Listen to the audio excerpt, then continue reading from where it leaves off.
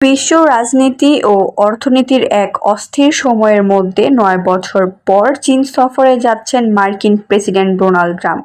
তিনি ঐতিহাসিক temple of haven পরিদর্শন করবেন।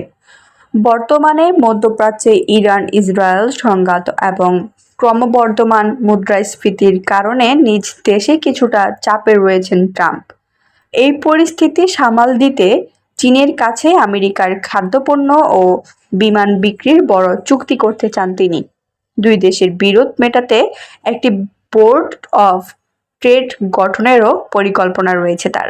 সফর প্রসঙ্গে ট্রাম্প বলেন, আমরা বিশ্বের দুই পরাশক্তি, সামরিকভাবে আমরাই সেরা আর চীন দ্বিতীয়। শি জিনপিং এর সঙ্গে আমার আলোচনার প্রধান বিষয় হবে বাণিজ্য। মধ্যপ্রাচ্য সংকটে জ্বালানি তেলের দাম বাড়লেও এ বিষয়ে চীনের সহায়তা নিতে নারাজ ট্রাম্প। তিনি আত্মবিশ্বাসের সঙ্গে জানান, ইরান পরিস্থিতি মার্কিন নিয়ন্ত্রণে রয়েছে, তাই এটি আলোচনার মূল বিষয় নয়।